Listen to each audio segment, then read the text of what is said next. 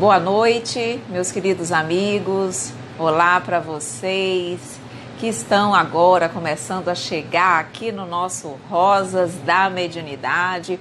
Hoje é segunda-feira, dia de estudar o Livro dos Médiuns, dia de mediunidade, dia de aprender um pouquinho mais com a doutrina espírita. Tudo bem, meus queridos amigos? Já tem aqui alguns corações queridos que já estão sempre conosco, chegando na nossa live de segunda-feira. E estudo sempre muito interessante, principalmente para aquelas pessoas que têm mediunidade, querem compreender um pouquinho mais como lidar, como trabalhar, como desenvolver adequadamente essa faculdade que é comum no nosso mundo, embora ainda muito desconhecida nos seus detalhes, na realidade, formas de expressão e da melhor forma que o médium pode trabalhar e desenvolver essa faculdade. Então, boa noite, sejam bem-vindos, meus amigos queridos, aqui já chegando, tantos nomes chegando tão rápido que eu nem consigo aqui pronunciar todo mundo. Zé Roberto, Adriana, Horstman, Barras de Acesso, Porto Alegre, é isso? Ailton, Leocádia, Vinícius, Antônio, aqui Gi Ferreira. Tenho mediunidade, passo muito mal, me ajuda. Estamos aqui para ajudar, tá? Estamos aqui com esse objetivo, vamos fazer o possível para poder contribuir para que você possa se sentir bem. Hoje o nosso tema é muito importante, acho que vai lhe ajudar bastante. O Wilton chegando, Jaqueline. Olha o Zé Roberto dizendo que temos flores no fundo. Temos hoje flores no fundo. Aqui a Sâmara, a Cláudia, Iracema, tudo bem? Marcelino, Wilton. Tanta gente, Tamara, Débora, querida amiga, tudo bem? Valdemar, Michael, que mais? Ale Santos, aqui Sidney, Van Fulan, é isso? Vani, Fabrício, olha, muitos corações chegando. Tudo bem, meus amores? Sejam bem-vindos. Espero que vocês tenham passado uma semana maravilhosa, falando desde a semana passada, porque a última vez que nós conversamos pessoalmente foi na terça-feira, no Rosas do Evangelho. Então, espero que vocês tenham passado uma semana boa, um fim de semana maravilhoso e estejam aqui prontos nessa segunda-feira para realmente aprender bastante e crescer sempre, tá bom? Flávio, Molde, Arte, BP Paranhos, tudo bem? Ari, Paulo César, Cristina, Digo, Legionário, Nádia, Paulo César, muito boa noite a todos vocês. Meus amores, hoje nós vamos estudar o capítulo 19 do Livro dos Médiuns, ok? Nesse capítulo 19 do Livro dos Médiuns, nós vamos estudar o papel dos médiuns nas comunicações espíritas. Vamos então entender até que ponto o médium influencia ou não as comunicações, como isso se dá, se isso é positivo, se isso é negativo, enfim, vamos realmente compreender tudo que o médium, claro, de uma forma mais reduzida, porque o conteúdo é grande, mas tudo que o médium pode fazer para auxiliar, aprimorar o desenvolvimento da comunicação e aquilo que ele pode, na realidade, trazer algum prejuízo por conta da sua inexperiência, da sua falta de estudo, do seu preparo no desenvolvimento da mediunidade. Então, esse tema aqui, para quem é médium, é de fundamental importância para que nós possamos realmente compreender o nosso papel e a responsabilidade que nós temos no bom desempenho da mediunidade. Ok? Muitos corações ainda chegando, sejam todos bem-vindos. Vamos estudar hoje, então, o capítulo 19 do Livro dos Médiuns, o papel dos médiuns nas comunicações espíritas. Vamos, então, fazer a nossa oração, nossa prece inicial para que possamos começar o nosso estudo. Vamos lá, meus amigos queridos, boa noite. Então, vamos lá. Vamos fechar os nossos olhos, acalmar um pouquinho os nossos corações, elevar o pensamento ao Pai, a Deus, à equipe espiritual, que certamente também encontra-se aqui conosco, junto a todos vocês, para também nos trazerem as bênçãos do aprendizado, para trazerem os seus fluidos positivos, as suas vibrações salutares, para que todos nós possamos realmente, durante esta hora de estudo, nos sentirmos bem, nos sentirmos fortalecidos, amparados, acalentados, para que nós possamos, Mestre, melhor aprender. E, acima de tudo, colocarmos em prática os ensinamentos em nossas vidas. Porque de nada adianta ter o conhecimento se não aplicá-los, se eles realmente não servirem para nos transformar como seres humanos. Então, que Tu nos envolva, que Tu nos ampare, que Tu nos ilumine sempre, Mestre querido, hoje e sempre. Que assim seja. Vamos lá então, meus amores. Oi, Vivi, linda, tudo bem, minha amiga querida? Samara, então, Léo Nascimento, Janga Júlio, Ezequiel, tudo bem? Tudo bem? Meus amores, vamos fazer, então, vamos iniciar propriamente dito o nosso estudo. Como é que eu fiz hoje? Oi, prima, tudo bem? Como é que eu administrei esse capítulo para que nós pudéssemos aprender o máximo possível, tirar dele as informações mais importantes? Então, ele é um capítulo extenso, ok?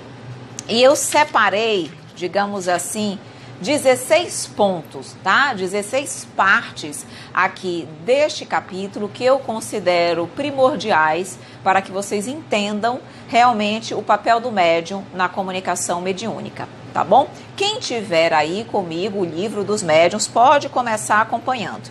Nós vamos iniciar aqui pelo início mesmo, pelo item 223 do capítulo 17. Que começa, Kardec aqui também fez vários questionamentos para a espiritualidade sobre o papel dos médiuns nas comunicações, tá? E é isso que ele vai trazer em vários questionamentos desse capítulo 19. E a primeira coisa que ele pergunta é a seguinte: o médium, no momento em que exerce sua faculdade, está em um estado perfeitamente normal?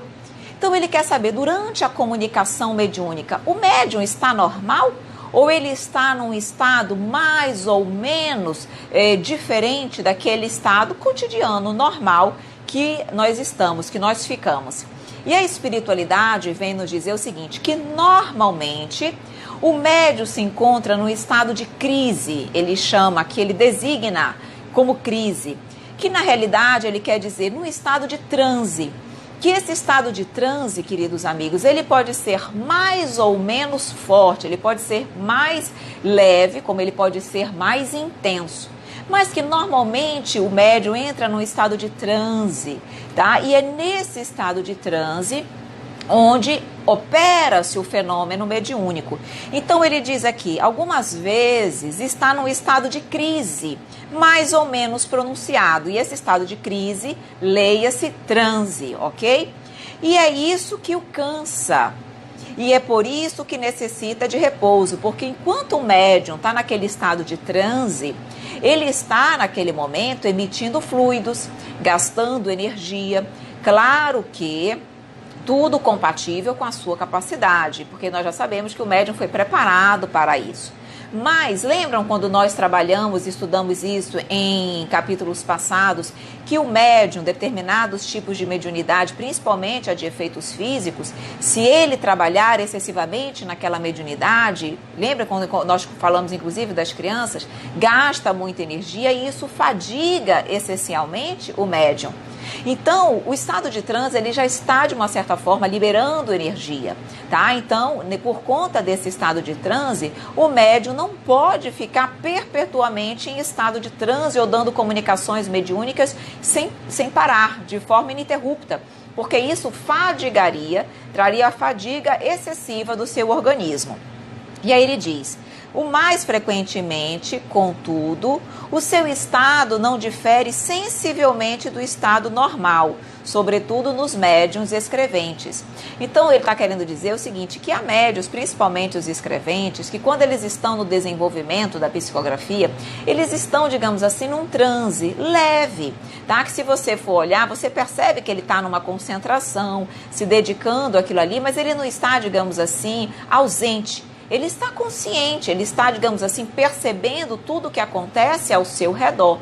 embora ele esteja, digamos assim, nesse processo de concentração, tá? Nesse processo de transe leve durante o desenvolvimento da psicofonia ou mesmo da psicografia ou de algum outro tipo de mediunidade. Mas o importante aqui é nós sabermos que normalmente o médium entra nesse processo de transe, que é o que ele chama de crise aqui, ok? Muitos corações entrando, tudo bem? Sejam bem-vindos. Nós estamos estudando o capítulo 19 do Livro dos Médiuns, o papel dos médiuns nas comunicações espíritas. Tudo bem, Osana querida? Sejam bem-vinda. Então, todos vocês que estão adentrando agora, sejam bem-vindos. Estamos no início ainda do nosso estudo, tá? E aí, depois que a espiritualidade informa para Kardec que os médiuns no processo de comunicação entram nesse estado de transe, aí Kardec já vai passar para um outro ponto, que é o que nós chamamos de animismo, que é um dos grandes problemas enfrentados pelos médiuns. E vejam, vocês vão entender o que é animismo agora. Kardec pergunta assim: as comunicações escritas ou verbais podem também provir do próprio espírito encarnado no médium? O que o Kardec está querendo saber aqui, queridos amigos? Ele diz o seguinte, é como se ele perguntasse, vejam, o médium ele não dá comunicação para vários espíritos, certo? Kardec quer saber, e o espírito do próprio médium pode se comunicar por intermédio dele? Ou seja, eu sou médium, eu tenho o meu espírito, eu posso dar uma comunicação do meu próprio espírito e não apenas de outros espíritos? É isso que Kardec está perguntando. E a espiritualidade vai dizer que sim. Eu vou ler para vocês a resposta e eu vou explicar, porque esse tema animismo é indispensável para nós entendermos um pouco sobre mediunidade. Então ele diz aqui, a alma do médium pode se comunicar como a de qualquer outro espírito. Se ela goza de um certo grau de liberdade, descobre suas qualidades de espírito. O que ele quer dizer com isso? Vejam, durante o transe mediúnica, lembra que eu já falei para vocês que há um processo de emancipação da alma? Durante o transe mediúnico, o perispírito do médium, ele se afasta. Ele se distancia, ele se emancipa relativamente. E durante esse processo de emancipação, o perispírito dele, ele tem condições de acessar as suas personalidades, tanto de vidas passadas, como a sua personalidade atual, mas de uma forma mais intensa. E essa sua personalidade, tanto da vida atual quanto de vidas passadas, pode se comunicar por intermédio dele mesmo. Vejam que coisa interessante. E aí ele diz, quando então ele está nesse estado de desdobramento, ele descobre as suas qualidades de espírito, ou seja, as suas potencialidades de espírito ficam muito maiores. E exatamente dessa forma ele pode se comunicar através da psicofonia ou da psicografia ou de qualquer um dos mecanismos mediúnicos. E ele ainda diz mais, olha como ele nos coloca a espiritualidade. E disso tendes a prova nas almas das pessoas vivas que vêm nos visitar e se comunicam convosco pela escrita, frequentemente sem que as chameis. Nós já não conversamos que pessoas encarnadas podem se comunicar através de uma reunião mediúnica? Podem. Eu estou encarnada, eu posso, por exemplo, no estado de desdobramento, de emancipação pelo sono, e meu espírito pode se desdobrar, pode ir até uma reunião mediúnica, posso me comunicar lá, fazer, enfim, prestar as informações ou enfim, dar o recado que eu queira, depois eu volto para o meu corpo físico e desperto. Então, comunicação mediúnica não é só para espírito desencarnado, mas para espíritos encarnados também. Tem muitos espíritos que estão, por exemplo, em estado de coma, que ainda estão vivendo ou estão próximos ao desencarne e se emancipam e vão numa reunião mediúnica, se comunicam e depois retornam ao corpo físico. Então, assim como qualquer outro espírito encarnado em desdobramento pode se comunicar, o do médium também. Só que quando isso acontece, nós chamamos de animismo. Animismo é a comunicação do próprio médium, da alma do médium que se comunica. E vejam que interessante, nem sempre o médium tem consciência de que é a comunicação dele mesma. Por quê? Porque como ele, ao se desdobrar, ele pode acessar as suas personalidades de vidas passadas? Pode ser exatamente uma dessas personalidades de vidas passadas que se comunica na reunião mediúnica. E aí o dialogador, o médium esclarecedor, vai muitas vezes falar com aquele espírito que é a alma do médium de vidas passadas, como se ele estivesse falando com outro espírito. E como é que ele vai saber, o médium e o dialogador, que aquele ali não é um espírito diferente, é o espírito do próprio médium? É um caso de animismo. Só com o tempo e com a experiência. Porque muitas vezes, no primeiro momento é difícil saber, a não ser que o médium se identifique a tal ponto com aquela comunicação que ele mesmo, pela experiência, pelo estudo, ele diga: eu acho que isso foi uma comunicação anímica. Mas é o tempo, porque muitas vezes, quando há um processo de animismo mais sério, se repete. E aí, claro, para quem tem estudo e entendimento, a gente percebe, isso aí não é um espírito diferente, isso aí é um processo de animismo que trouxe, digamos assim, essa personalidade do médium está voltando continuamente para a reunião mediúnica, porque aí, digamos assim, um trauma, um problema que não foi resolvido, e ele retorna mediante a comunicação mediúnica. E aí você começa a fazer um trabalho junto ao médium, para que ele possa, digamos assim, trabalhar e desenvolver esse animismo dele, digamos assim, superar aquele trauma, para que ele não fique o tempo todo dando comunicações anímicas durante a reunião. Então, muitas vezes o animismo, ele é consciente, tá? Tipo, consciente como, Evelyn?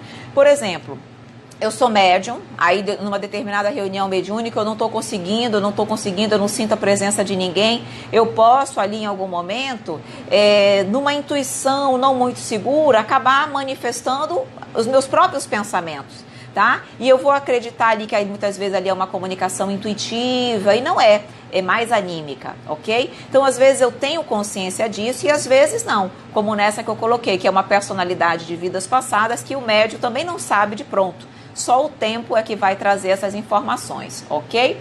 A Débora diz: não sabia disso, que encarnado pode se conectar. Sim, pode se conectar. Às vezes, inclusive, Débora, os espíritos que estão prestes a desencarnar, mas ainda estão muito ligados à matéria e não querem, digamos assim, deixar o corpo físico, eles são levados para a reunião mediúnica para que eles possam ser esclarecidos e nós possamos colocar para eles, falar sobre a vida espiritual, que é belíssima, que tem coisas maravilhosas no plano espiritual, para que eles possam aceitar, porque quando a gente se prende ao corpo físico, a gente dificulta o desligamento do perispírito. Então isso acontece bastante, tá bom?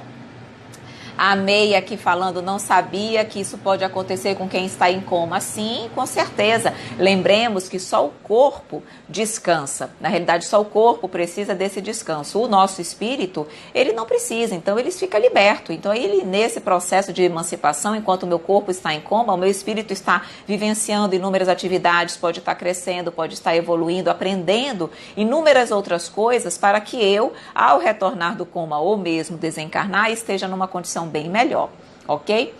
A Surama Coutinho: podemos dizer que o animismo pode ser uma forma para o autoconhecimento?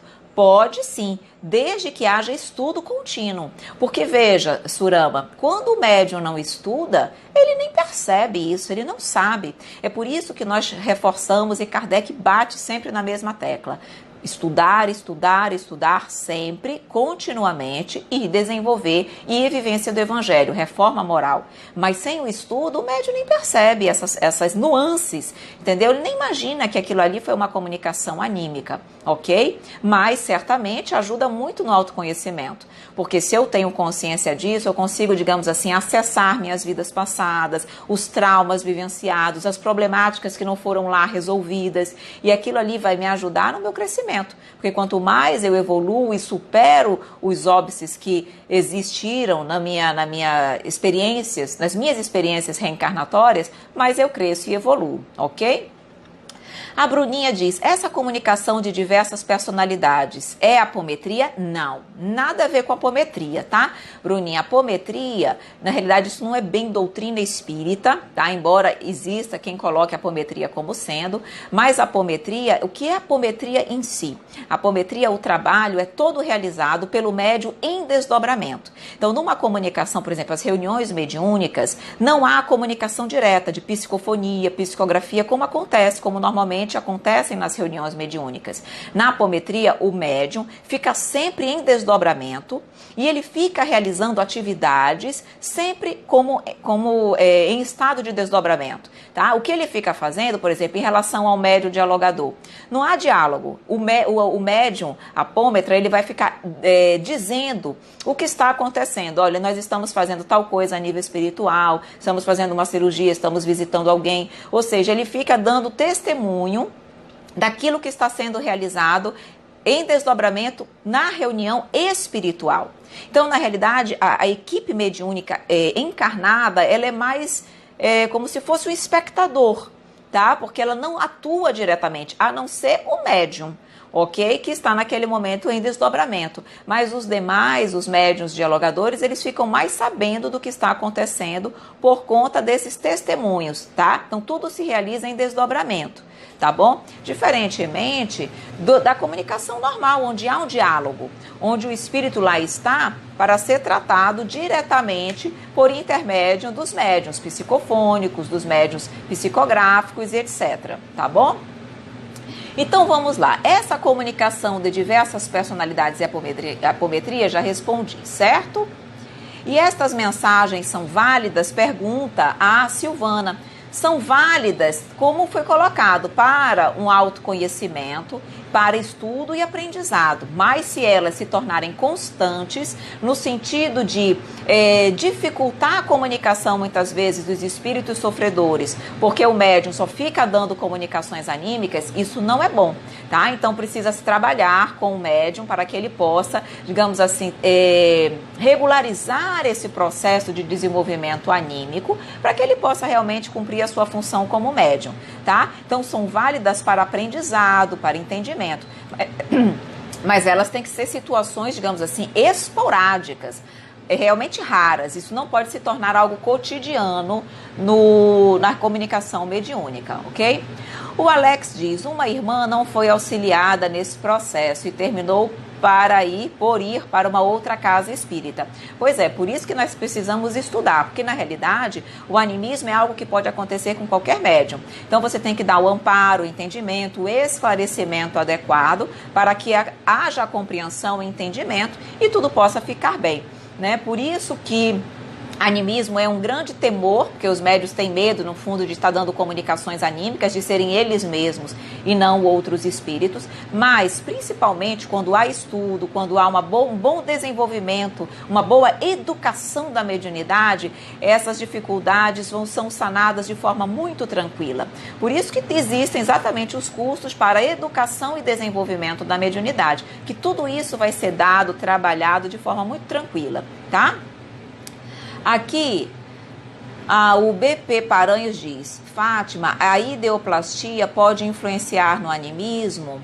Pode. O que é a ideoplastia que o BP Paranhos fala? É quando nós ficamos com uma ideia fixa, tá? Essa ideia fixa é como se fosse uma monoideia. Você fica com aquela ideia e você a nível espiritual, você molda, você numa propriedade plástica, você, digamos assim, você atrai aquela sua personalidade, porque aquilo ali fica sempre batendo na tua mente, no teu ser, tá bom? Mas na realidade, BP Paranhos, o animismo, pelo que nós observamos assim na prática, isso não é algo muito consciente dos médiuns, tá? Não é que eles ficam pensando, trabalhando isso e aí acabam levando isso para a reunião mediúnica, tá? Essa ideoplastia.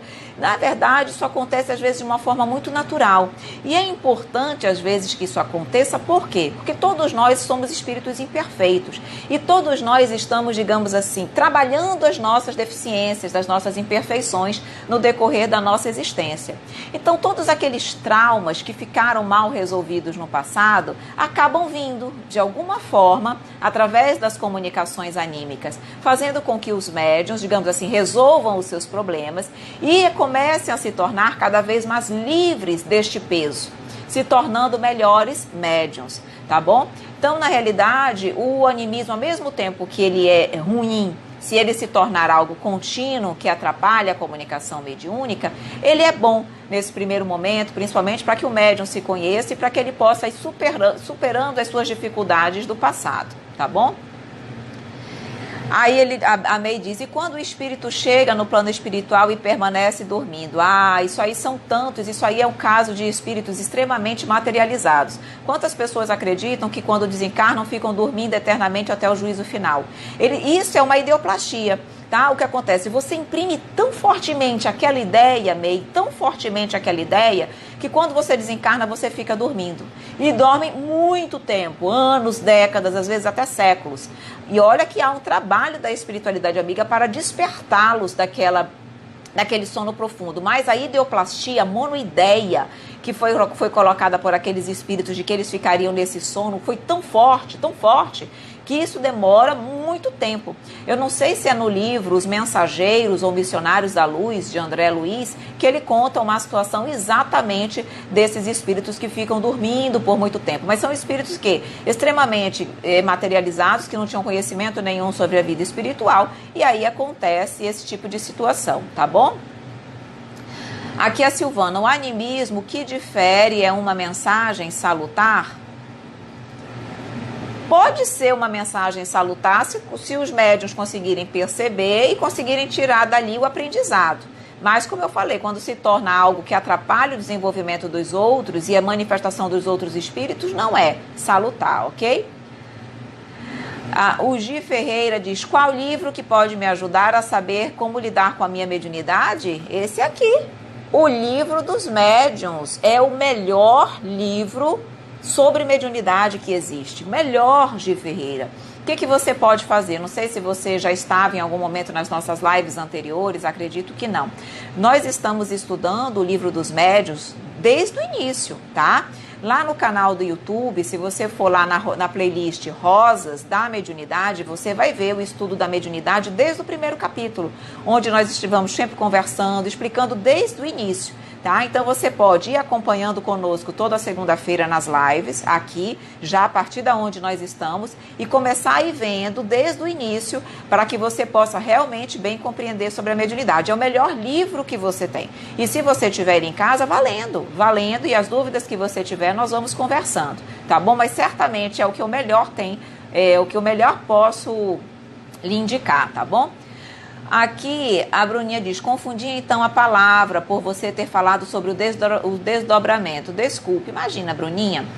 Aqui o Alex, me indique uma obra que fale sobre o animismo. Veja, agora sim, de pronto, uma obra só sobre animismo, eu não me lembro nesse momento, mas aqui o Livro dos Médiuns fala sobre animismo, o livro de psicofonia de Jacobson Santana, pela FEB, ele traz a psicofonia, ele traz a mediunidade nas obras de André Luiz, ele tem lá um capítulo específico que fala sobre mediunidade. Normalmente os livros que falam de mediunidade falam também de animismo. Não um capítulo, não um livro inteiro só sobre animismo, mas capítulos, informações importantíssimas sobre o animismo. Mas eu sugiro primeiro o próprio Livro dos Médiuns, tá bom?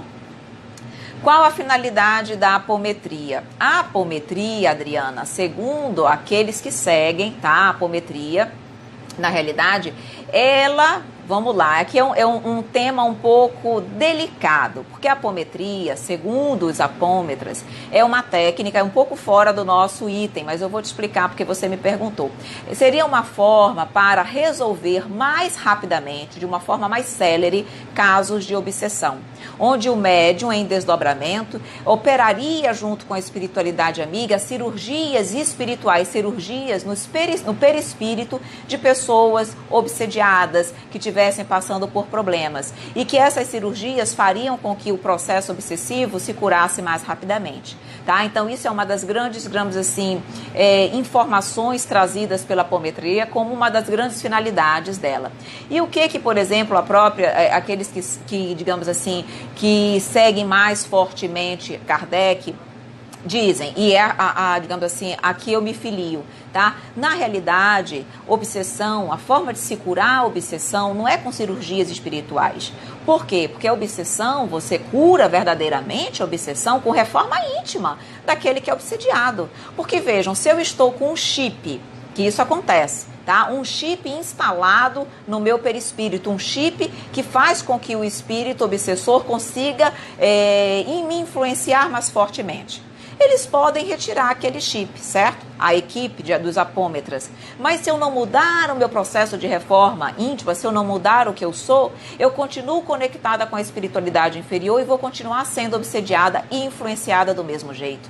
Então não é a técnica, uma técnica imediata, momentânea, que vai me curar de um processo obsessivo. Obsessão principalmente obsessões graves, o tratamento é lento. E o tratamento é lento por quê? Porque envolve diretamente reforma íntima e ninguém consegue se reformar da noite para o dia. Então, na realidade, Divaldo Franco, a grande maioria dos autores espíritas, na realidade, eles entendem que a apometria mesmo, ela não é uma técnica espírita, é espiritualista, ok? Embora há quem diga outra coisa, que pense de forma diferente. Mas eu também concordo que, por mais que você possa utilizar eventualmente uma cirurgia espiritual, e a espiritualidade pode fazer isso, independentemente de eu me designar ou me denominar de apômetra, ela pode fazer. Mas se não houver reforma íntima, Adriana, não há cura, ok?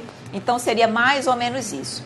Meus amores, vamos voltar aqui, que ainda tem muitas coisas importantes para nós falarmos, depois eu volto com vocês aí.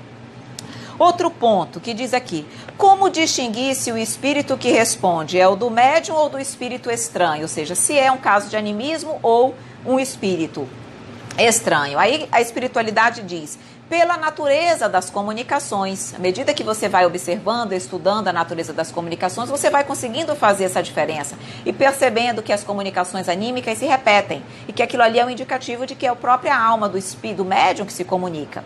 Então ele diz, estudai as circunstâncias e a linguagem das comunicações e conseguirás distinguir. E sobretudo no estado de sonambulismo ou de êxtase que o espírito do médium mais se manifesta. Porque no estado, então, os médios sonambúlicos ou aqueles que entram no processo de êxtase, onde o transe é muito profundo e o processo de emancipação da alma é maior, existe um risco maior da própria alma do médium se comunicar. Aqueles médios que são mais intuitivos, onde o desdobramento, a emancipação do seu perispírito é menor, tá bom? A probabilidade de acontecer um fenômeno anímico é menor, ok? Esse desdobramento que acontece durante o transe mediúnico é o mesmo desdobramento que acontece durante o sono, emancipação da alma, apenas que durante o transe mediúnico o médium está lúcido, acordado, mas também se emancipa, igual. E quando nós estamos dormindo, o médium se emancipa, mas está dormindo. Evelyn, é a mesma emancipação? É a mesma emancipação da alma, apenas em estado de lucidez, ok? Aí, continuando, pergunta Kardec, o espírito que se comunica por um médium transmite diretamente o seu pensamento ou esse pensamento tem por intermediário o espírito encarnado no médium? O que Kardec quer saber é se o espírito, a mensagem, vai diretamente à mensagem com as mesmas palavras, tudo do espírito, ou ele passa pelo espírito do médium que de alguma forma decodifica, transforma aquela mensagem, ok? É isso que ele está perguntando. E aí a espiritualidade diz, é o espírito do médium que o interpreta, ou seja, o médium não é um intermediário, ele é um intérprete. Então o médium capta aquela mensagem, depois que ele capta, ele interpreta, e aí ele repassa a mensagem conforme o seu conhecimento, conforme o seu vocabulário, conforme as suas palavras. Então ele diz, é o espírito do médium que o interpreta, porque está ligado ao corpo que o espírito está servindo para falar. Ele é esse laço que liga o espírito comunicante digamos assim, ao médium propriamente dito. Ok? Então a mensagem passa pelo médium e ele faz essa decodificação da mensagem. E é por isso que há sempre um pouco de animismo nas comunicações. Porque o médium, ele vai dar sempre, digamos assim, o colorido da sua personalidade, do seu palavreado, do seu jeito de ser, tá? Então não existe uma comunicação 100% não anímica. Sempre tem um pouco de animismo. Por mais pura que seja a comunicação, sempre tem um pouco de animismo. Tanto é assim que se o mesmo espírito fosse comunicar através de dois médiuns, é completamente diferente. Por quê? Porque cada médium vai imprimir um pouco do seu jeito, da sua personalidade naquela comunicação. Tá bom? Então é isso que ele está querendo dizer aqui. Eu vou ver mais uma perguntinha e eu volto com vocês. Ele diz: o espírito encarnado no médium exerce uma influência sobre as comunicações que deve transmitir? E aí ele diz, e aqui provém de espíritos estranhos, quer dizer, há o animismo de alguma forma sempre presente? E aí a espiritualidade diz, sim, porque se não lhe é simpático, se o espírito não é de alguma forma simpático ao médium, o médium pode alterar suas respostas, assimilá-las às suas próprias ideias, às suas tendências. E aí ele diz, eu posso ser um intérprete ruim daquela mensagem. Então vejam, como eu faço essa análise, como eu recebo a mensagem, o entendimento, os pensamentos do médium, se não há uma boa sintonia, uma boa assimilação, se eu não gosto muito daquele espírito, eu como médium eu posso interferir na comunicação. Eu posso, digamos assim, deturpar, modificar um pouco o conteúdo da mensagem. E vejam bem, eu estou deturpando, modificando a mensagem. Eu não estou influenciando o espírito. O espírito continua com as suas ideias iniciais. Eu é que sou um intérprete ruim. Percebem? Isso pode acontecer muito. Por isso que, quanto mais se estuda, mais o médium vai deixando, digamos assim, de interferir tanto na comunicação. Ele tenta, na medida do possível, manter a comunicação mais pura possível, exercendo o controle apenas do estritamente necessário. E o que é o estritamente necessário? Por exemplo, se o médium chega numa comunicação mediúnica e ele percebe que o espírito quer bater na mesa, quer chamar um palavrão, quer levantar, quer bater nas pessoas, o médium vai deixar? De jeito nenhum. Porque senão ele vai desarmonizar toda a reunião. Então o médium vai e tem que domar palavreados desequilibrados, gritos. O espírito não pode ficar gritando, ele está num ambiente de respeito. Então o médium tem que controlar a voz. O espírito quer gritar, mas ele não grita. Quer levantar a mesa, mas ele não levanta. Quer bater nas pessoas, mas o médium não deixa ele bater. Percebem qual é o controle que o médium tem que exercer? Por isso que tem que ter sempre um pouco de animismo. Mas as ideias, a raiva, o desconforto, a tristeza, o pensamento, a lucidez do entendimento, isso ele vai ter que ser fiel, certo? As palavras de angústia, de sofrimento, ele vai ter que colocar. Ele vai domar, conter os excessos. Mas ele não pode controlar tanto a mensagem, a comunicação, a ponto dela perder a sua personalidade. Do espírito não conseguir se comunicar, porque o médium controlou tudo. Então, é nesse equilíbrio, só o tempo é que vai ajudando o médium a conseguir realmente bem desenvolver esse controle, esse equilíbrio, tá bom?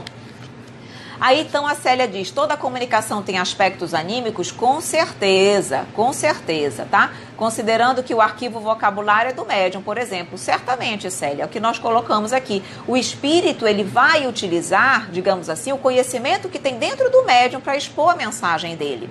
Ele se comunica pelo pensamento, tá? O espírito se comunica pelo pensamento, mas a partir do momento que o médium precisa transmitir aquele pensamento, ele vai utilizar o quê? O vocabulário, o conhecimento do médium. Por isso que quanto mais capacitado, mais intelectualizado, quanto mais estudo e conhecimento o médium tiver, mais ele auxilia na comunicação, certo? Porque, digamos assim, mais recursos o espírito encontra dentro da sua mente para trazer a sua mensagem, tá bom? Vamos lá, a Ed Carla pergunta: uma pessoa pode buscar ajuda para a vida atual em termos de ajuste sobre uma relação muito próxima? Certamente, Ed Carla, todos nós estamos na Terra para evoluir, para, digamos assim, aprimorar as nossas relações pessoais, e isso vai oportunizar a todos nós o crescimento. Esse é o objetivo pelo qual nós estamos aqui. Muitas relações do passado, ou de vidas passadas ou dessas vidas, essa vida mesmo, ficaram, digamos assim, mal resolvidas, e nós podemos agora, através do entendimento, da vivência do Evangelho Redivivo, superar, evoluir e transformar muitas vezes laços de desarmonia em laços de amor. Então, com certeza isso é possível, ok? E aí, Ed Carla diz: a espiritualidade poderia ajudar? Certamente ela vai ajudar. Primeira coisa é você realmente atrair a espiritualidade para perto de você, através da implantação do Evangelho no lar, para que eles possam estar sempre próximos a você, e eles vão certamente ajudá-la nesse processo, tá bom? Aqui, a mediunidade, por mais que estudemos, ainda é muito complexa. Você acredita que caminhamos para uma mediunidade de intuição pura? Certamente. Tá, BP Paranhos? Nossa evolução vai ser essa. Um dia a mediunidade, a intuição, ela vai ser... a intuição já é algo natural em nós, mas ela vai, digamos assim, se aperfeiçoar cada vez mais, e quanto mais evoluídos nós formos, mais a mediunidade será algo natural para toda a humanidade. A comunicabilidade com o plano espiritual, ela vai ser algo tão comum, tão tranquilo, que na realidade todas essas dúvidas que hoje nós ainda vivenciamos e percebemos, ela vai acabar, tá? Então isso é o futuro de todos nós. Olha a Dayana colocando, é no livro Os Mensageiros, pronto. Então a questão do sono realmente é no livro Os Mensageiros. A May diz: meu Deus, eu achava que o espírito dormia por algum procedimento dos espíritos para não assustar no desencarne, e não por conta da própria pessoa que tinha isso enraizado. Não, é por isso. Isso acontece normalmente porque a pessoa tem isso enraizado. Mas veja, existem casos e casos, tá, May? Veja, dependendo do desencarne, às vezes desencarnes em situações, por exemplo, de doenças, situações muito delicadas, a espiritualidade amiga permite que aquela pessoa fique muitas vezes no hospital, num estado de sono, para que ela possa se recuperar. Enquanto ela está naquele estado de adormecimento, a espiritualidade amiga está tratando, está cuidando, digamos assim, da recuperação dela no plano espiritual, e quando ela vai acordar, e aí é diferente, não são aqueles sonos que demoram, muitas vezes dormem dias, algumas semanas, alguns poucos meses, e aí vão despertando, como se estivessem despertando de um processo de recuperação de uma doença. Não há aquele processo de restabelecimento de uma doença? Então isso também acontece, tá? Então nem todo caso de dormir é porque eles estão, digamos assim, com esse pensamento enraizado. Nós estamos falando desse caso que tem lá no livro Os Mensageiros, tá? Mas muitas pessoas desencarnam e ainda permanecem dormindo algum tempo, que isso varia, pode ser dias, algumas semanas, alguns meses, conforme a debilidade da pessoa durante o desencarne. Tá bem? Tá bem? Aqui, a Bia Orquídea diz: me disseram que meu avô, quando desencarnou, ficou com o olho meio aberto, e quando cheguei, conseguiram fechar os olhos dele. Será que ele estava me esperando mesmo? Ele era muito apegado a mim. Não sei, minha querida, pode ser que sim, tá? Mas aí veja, pode ser muito provavelmente, ele já estava na falência orgânica, mas o perispírito dele ainda não estava completamente desligado, porque o processo de desligamento do perispírito não é assim tão rápido quanto nós podemos imaginar. Às vezes nós já estamos, o corpo físico já está morto, mas o desligamento ainda não se operou.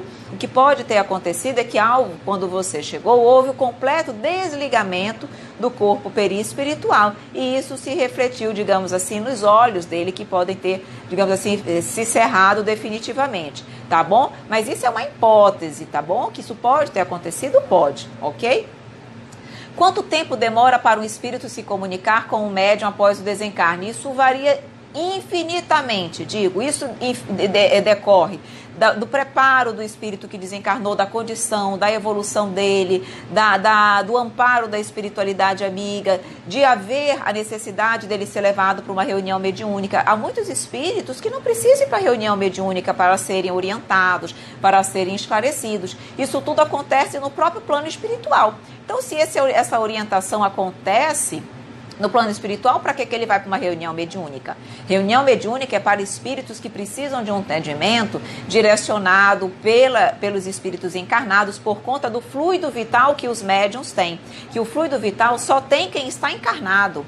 E o fluido vital ajuda no processo de cura e de tratamento de alguns espíritos desencarnados. Mas, se eles não precisam desse fluido vital, eles não vão ser encaminhados para uma reunião mediúnica, tá? Então, há espíritos que não se comunicam em momento algum.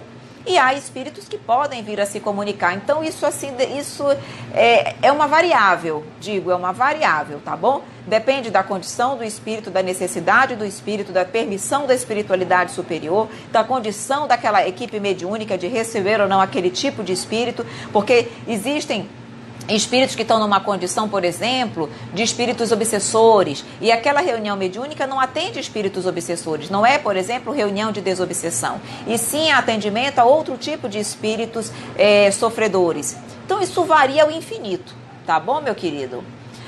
Fabrício, é possível médiuns fazerem pela mediunidade cirurgias espirituais? Normalmente não são os médiuns que fazem, normalmente poderia ser possível, poderia, mas normalmente eventuais cirurgias espirituais são feitas pela espiritualidade mesmo, superior, mais apropriada, que tem muito mais técnica e entendimento para isso. É possível que os médiuns possam auxiliar de alguma forma no processo, mas normalmente quem realiza são os técnicos da espiritualidade. Existem técnicos de todos os matizes, médicos, enfermeiros, assim como há as especificidades no âmbito profissional aqui, lá muito mais. Então, normalmente o médium, ele pode ser um auxiliar, mas normalmente essas cirurgias, elas são feitas por espíritos desencarnados com mais tecnicidade para isso, tá bom? Oi, a Eli dando aqui boa noite, tudo bem? Meus amores, a prima falando, na minha gestação, meu esposo disse que ouviu choro na minha barriga e depois foi de um espírito raivoso. Quem é o médium? Eu ou a minha filha? Depois fiquei sabendo que a Luísa não poderia saber. Agora, eu não entendi, prima, totalmente a tua pergunta. O teu esposo ouviu um choro na tua barriga e depois foi de um espírito raivoso. E como é que ele soube que era de um espírito raivoso? Quem é o médium? Eu ou a minha filha? Na realidade, aí fica difícil de saber, por quê? Se o teu esposo foi que ouviu o choro, é mais provável que o médium seja ele, certo? Por quê? Porque a não ser que tenha sido um choro que fosse ouvido por todo mundo. Mas se foi um choro que só ele escutou, então provavelmente ele é que tem mediunidade audiente, de poder escutar o choro. Agora, não significa que o choro talvez fosse da sua filha, que estava dentro da barriga. Podia ser de um espírito que estivesse próximo a você naquele momento e teu espírito deduziu que o choro vinha da criança. Mas se ele tem mediunidade audiente, ele podia ter escutado o choro de qualquer espírito que lá estivesse, tá bom? Então, não necessariamente me veio a mediunidade como sendo em você ou nela, mas nele que escutou, tá bom? Mas se tiver algum detalhe aí que eu perdi, pode me mandar de novo que eu respondo para você. A Bruninha, se pararmos para observar, tudo ou quase tudo se resume em reforma íntima, praticamente tudo. Mudança moral, evolução, caridade, humildade, tudo é ligado ao coração. O assunto me fez refletir muito. Certamente, Bruninha, certamente, reforma íntima. Nós vamos ver isso no próximo capítulo, que é exatamente a influência moral do médium, ou seja, como o médium moralizado, ele é muito melhor, muito mais eficiente e ele é muito mais, digamos assim, flexível na mão da espiritualidade. E como as comunicações e como a reunião, ela é outra quando os médiuns são moralizados, tá? Então nada vem fácil, certamente exige muito esforço de todos nós. Aí a Bia diz assim, e quando a assinatura é igual, o que acontece? Quando a assinatura é igual, nós já estudamos isso no caso de psicografia, é um indicativo maior da identidade do espírito, ok? Mas para ter uma assinatura igual, são raros, bem raros os médiuns psicográficos que têm essa qualidade. Bia, é possível haver, e isso é mais comum, mudar a caligrafia. ok? Diferente da do médium, mas adotar a mesma caligrafia do espírito quando ele estava vivo, isso aí, na realidade, são chamados médiuns polígrafos. Isso aí é bem mais raro, ok? Mas é um indicativo maior da identidade daquele espírito que se comunica, ok? A May diz, mas essa codificação também ocorre com os médiuns inconscientes? Ainda assim ocorre um pouco de animismo nessa comunicação? Sim, May. Mesmo os médiuns inconscientes que se desdobram, que se emancipam bem mais, o corpo deles está ali, digamos assim, à disposição do espírito, mas eu estou, como médium, conectada pelo cordão prateado ao meu corpo. E eu, como espírito aqui, que eu estou emancipada, eu estou vendo o espírito querer usar meu corpo, certo? Se o espírito quer fazer alguma coisa que eu não concordo ou excessivo, eu, como espírito, em desdobramento, eu estou vendo em espírito a comunicação. E eu consigo interferir, certamente. Claro que eu preciso ter estudo. Médiuns inconscientes que não têm entendimento, não estudam, não têm controle algum. Ficam igual um bonequinho, fica como um boneco na mão do espírito. Por isso a necessidade de estudar e de se moralizar. Quanto mais estudo eu tenho e mais moralizado eu sou, mais controle eu tenho na comunicação, mesmo sendo um médium inconsciente, ok? A Dalmi diz, Evelyn, desculpa, não estou muito bem, depois eu vejo, tá bom? Tá bom, minha querida, qualquer coisa converse comigo no privado e a gente conversa melhor, tá bom? Mas vamos conversar sim, minha linda. Aqui, você acredita que viemos de uma vida animal e que isso explicaria muito sobre nossas atitudes animalizadas, como ódio, mágoas e raiva? DP Paranhos está muito fora do nosso assunto aqui, tá? Mas se tu fores na playlist lá de perguntas e respostas do meu canal, tem um vídeo que eu falo sobre os animais, tá? Se os animais, nós podemos reencontrá-los no plano espiritual, tem uma pergunta lá e eu vou explicar esse processo evolutivo, tá? Na realidade, não é que nós viemos dos animais.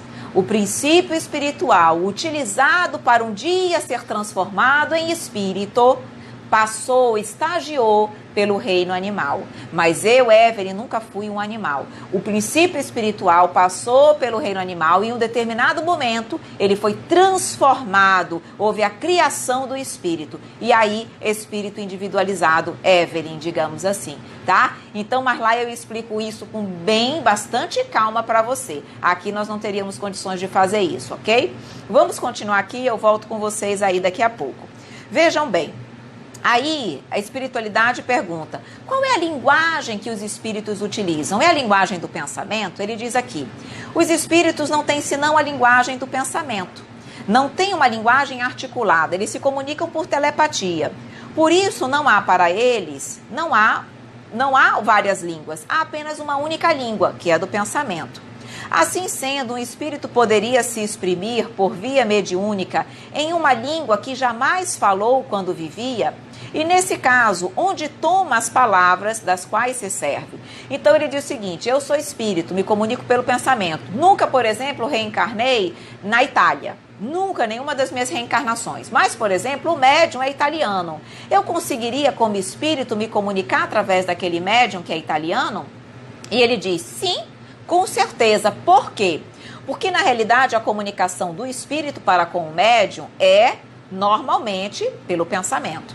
Apenas para se comunicar, ele vai buscar dentro do, digamos assim, do conhecimento que o médium tem, as palavras dentro digamos assim, as palavras que o médium dispõe para traduzir o seu pensamento. E o médium vai captar o quê? Não a linguagem do espírito, se eventualmente ele falava português, mas o pensamento do espírito. Então ele capta o pensamento, traduz, interpreta e transmite com o seu próprio vocabulário, que é a língua italiana. Então é possível um espírito que nunca falou italiano se comunicar através de um médium italiano? É, porque a comunicação é toda pelo pensamento e o espírito passa o seu pensamento e o médium decodifica aquela imagem, aquela ideia e transmite com as suas próprias palavras.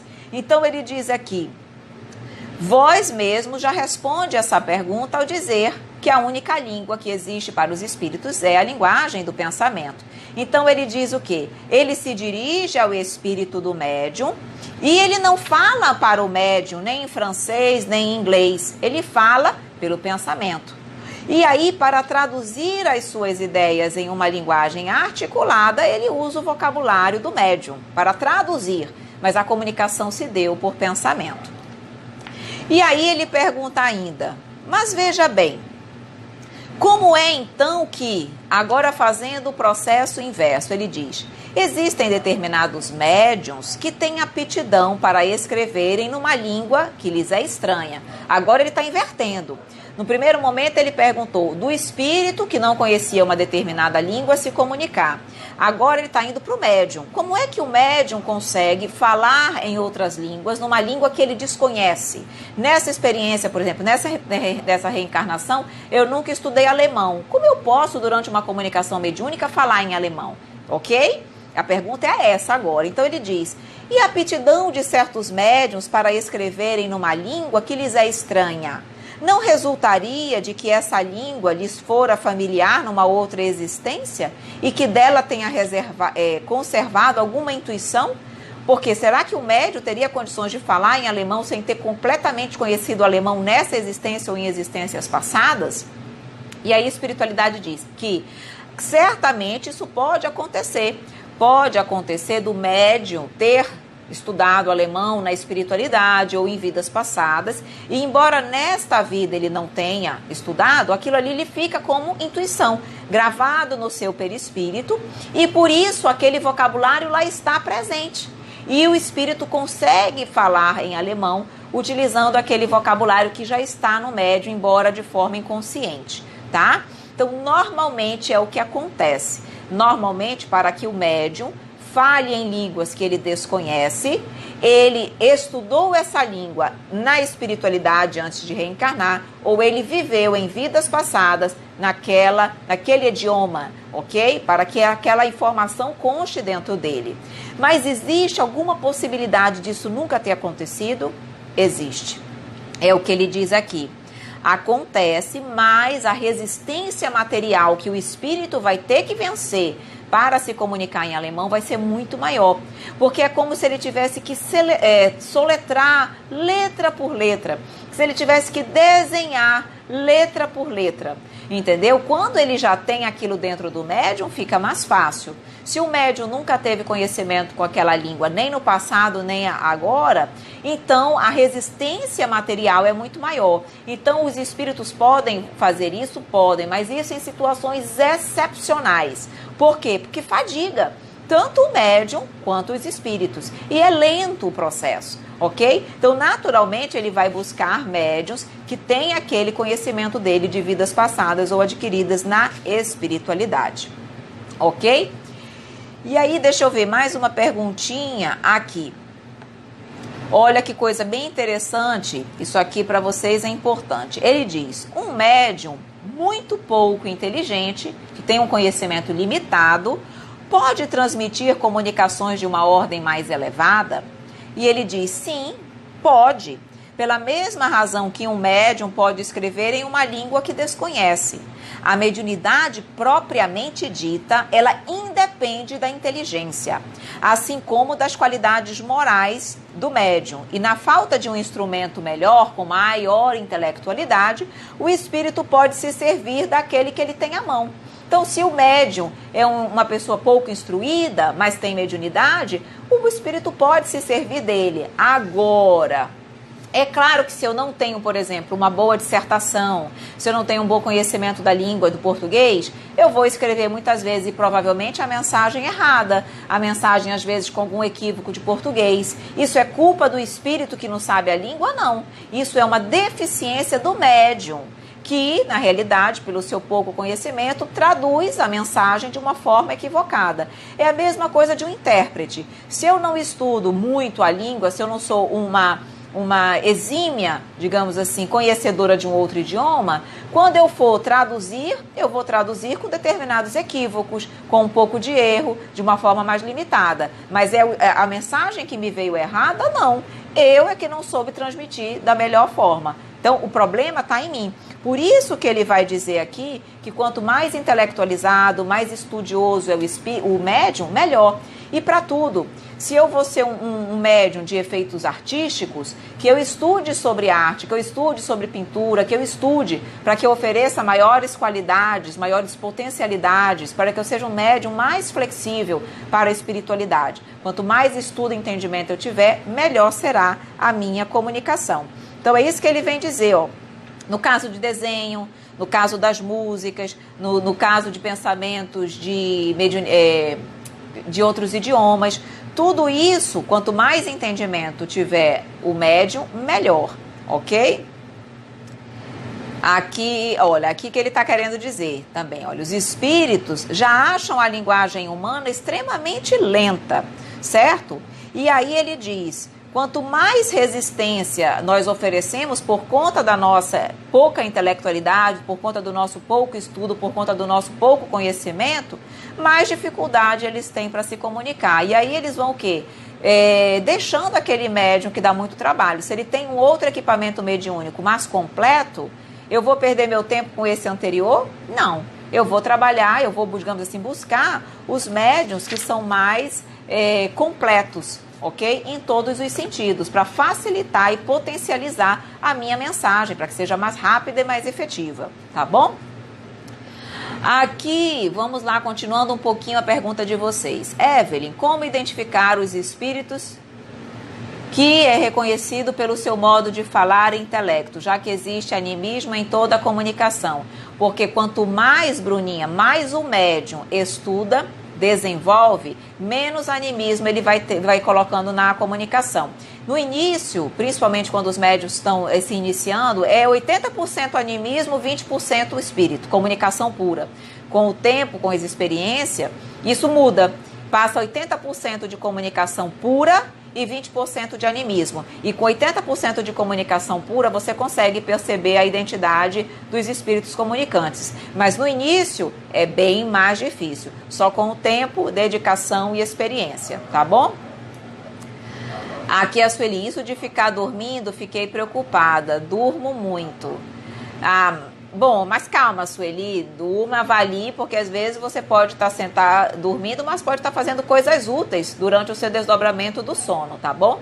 O caso é ter que avaliar, não vá simplesmente dizer aí que é alguma coisa que não pode ser bom, positivo, tá bom? A prima diz sim, foram 2 vezes, né? Falando do esposo dela que ouviu. Então provavelmente a mediunidade é dele, tá bom, amiga? Prima. Senão, realmente você também teria escutado. Aí ela diz, ele é médium. Então pronto, tá explicado.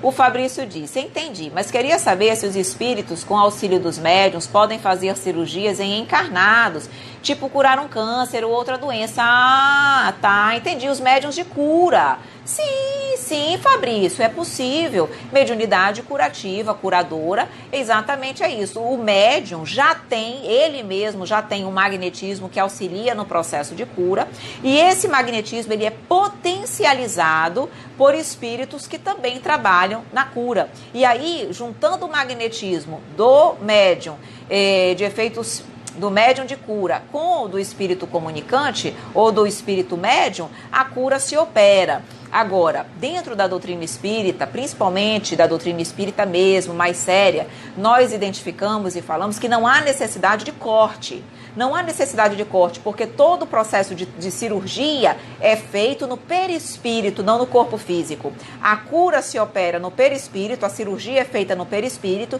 e depois a cura se transfere para o corpo físico, ok? Então, na realidade, não há necessidade de corte, de mexer diretamente no corpo físico, ok? Mas a cirurgia ali naquele momento, ela está sendo realizada com o médium de cura, que detém o magnetismo curador, e também com o espírito, tá bom? Mas tudo atua no perispírito, tá bom, Fabrício?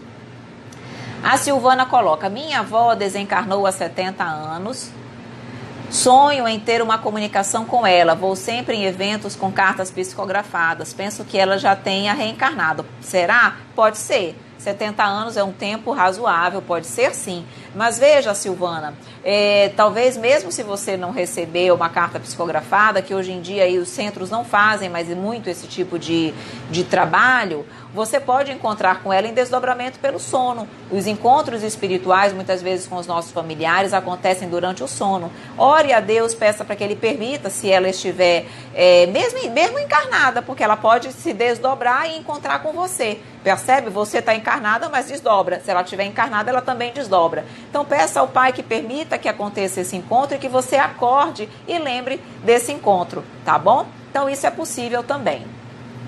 Evelyn, esses espíritos que dormem poderiam ser espíritos que creem que morrer e entra no sono profundo, como ditam muitas religiões? Exatamente isso, Franciele, é exatamente isso. Muitas vezes eles estão fazendo isso e agem assim porque foi o que eles aprenderam em muitas religiões, tá? Então isso é um reflexo, muitas vezes, dessas orientações não muito adequadas para a espiritualidade, tá bom? Mas é isso mesmo. E com a mesma caligrafia, com algumas letras diferentes, o que pode ter acontecido? Mesma coisa, Bia, porque não tem todo médium, tem a aptidão para traduzir a caligrafia do espírito. Isso é muito raro. Então pode ser que ele traduza alguma letra, alguma coisa, mas não toda a comunicação, tá bom? Então isso aí varia muito de médium para médium, tá bom? Difícil é fazer eles compreenderem isso. O Gilvan fala... Eu não entendi em relação a quê, que nós já falamos tanta coisa, Gilvan, não sei exatamente a que você se reportou, tá bom? Olha, meus amores, já são 9 horas, o tempo voa, né? Deixa eu ver aqui rapidamente o Carlos. A constituição física do médium, no caso, o excesso de peso, pode atrapalhar as comunicações durante a reunião mediúnica? É muito, tá bom, Carlos? Na realidade, todos os excessos atrapalham a comunicação. Excessos de alimentação, excessos de vícios sexuais, drogas, bebidas, orgulho, egoísmo, medo. Todos os excessos dificultam o processo de comunicação. O médium que tem excesso de peso normalmente se alimenta muito, chega na reunião mediúnica com o estômago extremamente repleto de alimentos, exalando aqueles fluidos de alimentos, aquelas energias, tudo aquilo suja, digamos assim, compromete a qualidade dos fluidos que ele emite. E esses fluidos que poderiam ser utilizados pela espiritualidade amiga para inúmeras situações e medicamentos e vários recursos no plano espiritual, eles têm que ser descartados, aqueles fluidos, porque eles estão contaminados e sujos. Então ele interfere certamente, tá bom?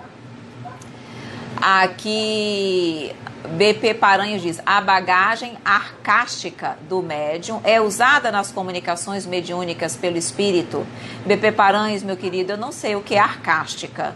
Você pode me traduzir aí, realmente eu desconheço essa palavra. Então eu não vou nem aqui deduzir o que é, porque eu posso estar deduzindo alguma coisa errada. Me traduz aí o que é isso, que eu já te respondo, tá bom? Aqui, vamos lá então... A Bruninha diz, todos os tipos de evolução estão ligados. Os estudos em diversas áreas, em línguas, são super importantes espiritualmente falando. Está certa essa relação sobre a evolução em todos os sentidos? Certamente, Bruninha. A evolução ela é completa. É a evolução tanto intelectual quanto moral. E a intelectual envolve tudo, conhecimento de tudo, de todas as ciências, de todas as artes, de todos os conhecimentos. E não só o conhecimento, como saber utilizá-las em todos os sentidos. E a sabedoria na sua plenitude, o conhecimento na sua plenitude. Então, tudo isso é evolução que com o tempo nós vamos adquirindo, ok? Aqui, vamos lá. Mais uma perguntinha e nós vamos finalizar aqui a nossa live, tá bom? A Dayana pergunta... Evelyn, essa mediunidade que você falou, que a pessoa fala em outro idioma, poliglota ou xenoglossia, exatamente, mediunidade poliglota ou de xenoglossia, isso mesmo, tá bom?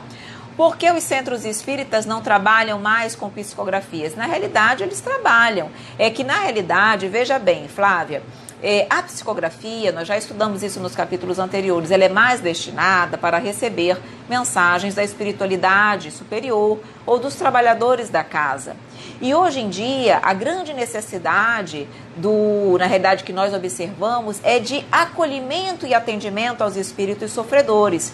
E os espíritos sofredores, eles precisam de diálogo, de esclarecimento. Por isso que os centros espíritas, eles dão preferência para as comunicações psicofônicas. Por quê? Porque eu estou atendendo, amparando o espírito necessitado. Se eu fico fazendo muita psicografia, eu deixo de atender o espírito necessitado para atender o espírito que já tem certa sabedoria. E quem precisa mais do entendimento? Quem precisa mais daquele trabalho? Não é o necessitado? Então, as mensagens psicográficas, ela acontece, mas ela acontece numa condição menor, bem menos reduzida. Por quê? Porque são orientações da espiritualidade, tá? Espírito sofredor precisa dialogar, ele quer quase um psicólogo, ele precisa conversar. E para isso, o ideal é a psicofonia, tá bom? Meus amores, só para nós finalizarmos aqui o que eu falei para vocês sobre o papel dos médiuns na comunicação. O que eu falei é o seguinte, então, que ele finaliza dizendo para a gente que há sempre um pouco de animismo, como nós comentamos, mas com o tempo isso vai se reduzindo cada vez mais, mas sempre vai ter um pouquinho do colorido, da capacidade, da ideia, dos pensamentos dos médiuns, ok? Mais uma vez ele reforça, quanto mais estudo, quanto mais entendimento nós tivermos, melhor para facilitar as comunicações. E aí ele nos faz uma observação no finzinho aqui, que é o que eu quero falar para vocês. Ele diz: esta análise do papel dos médiuns e dos procedimentos com a ajuda dos quais os espíritos se comunicam é tão clara como lógica. Dela decorre como princípio, vejam bem agora, que o espírito toma não as ideias do médium, mas os materiais necessários para exprimir a sua mensagem no cérebro do médium. Então, a ideia é sempre do espírito, apenas ele pega dentro do cérebro dos médiuns o material que ele precisa para se comunicar, para transmitir a mensagem. Então ele diz, e que quanto mais esse cérebro é rico em materiais, mais a comunicação é fácil. Por isso que o médium tem que estudar. Então ele diz, quando o espírito se exprime na língua familiar ao médium, encontra nele as palavras prontas para revestir a ideia. Se numa língua que lhe é estranha, não encontra as palavras, mas encontra as letras.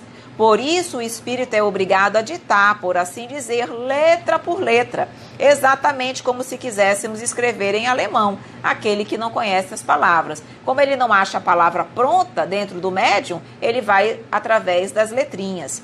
Se o médium não sabe ler nem escrever, ele não possui nem mesmo as letras dentro dele. É preciso, pois, lhe conduzir a mão igual a um escolar, quando nós estamos ensinando uma criança a escrever. E aí está uma dificuldade material muito maior a ser vencida. Esses fenômenos são, pois, possíveis e se tem deles numerosos exemplos, mas se compreende que esta maneira de proceder se ajusta pouco com a rapidez da comunicação. Claro, vai ser muito mais lento. E que os espíritos devem preferir os instrumentos mais fáceis, ou como eles dizem, os médios bem aparelhados em seu ponto de vista. Ou seja, quanto mais capacitado o médium, melhor será a comunicação e mais ele será, digamos assim, utilizado e preferido pelos espíritos do que os outros que ainda apresentam determinadas limitações, ok? Meus queridos amigos, na realidade nosso tempo já finalizou, ainda estou vendo que ainda há algumas perguntinhas, mas não são muitas, então vocês fiquem à vontade para encaminhar para o nosso privado, que nós vamos respondendo com calma, tá bom? Na semana que vem nós vamos estudar a influência moral dos médiuns. Hoje nós vimos mais questões físicas, conhecimento do médium. Na semana que vem vamos estudar como a moralidade do médium interfere diretamente nas comunicações mediúnicas, ok? Então eu espero vocês na próxima semana. Só avisando, amanhã nós não vamos ter live do livro do do Evangelho segundo o Espiritismo, Rosas do Evangelho, porque amanhã nós vamos ter uma palestra e nós não vamos estar aqui, vamos estar ao vivo com a palestra, mas não com Rosas do Evangelho, tá bom? Mas na semana que vem, normalmente o Rosas do Evangelho, tá bom? E o Rosas da Mediunidade também, com certeza. Meus amores, um grande beijo, um grande abraço. Vamos fazer a nossa prece rapidinha então, para nós finalizarmos. Agradecendo então, com muita alegria, muita satisfação o nosso estudo de hoje. Mestre querido, obrigada pela tua presença, pelo teu amparo, pelo teu auxílio para conosco. Agradeço, todos nós agradecemos na verdade ao amparo recebido e pedimos, Mestre querido, que tu possas continuar com todos nós, nos amparando, nos auxiliando, nos dando sempre muita perseverança, força, coragem e fé, para continuarmos estudando e crescendo na mediunidade. Fique conosco hoje e sempre. Que assim seja. Boa noite, boa noite, boa noite para todos vocês, queridos amigos. Agradeço de todo o coração. Até semana que vem. Tchau!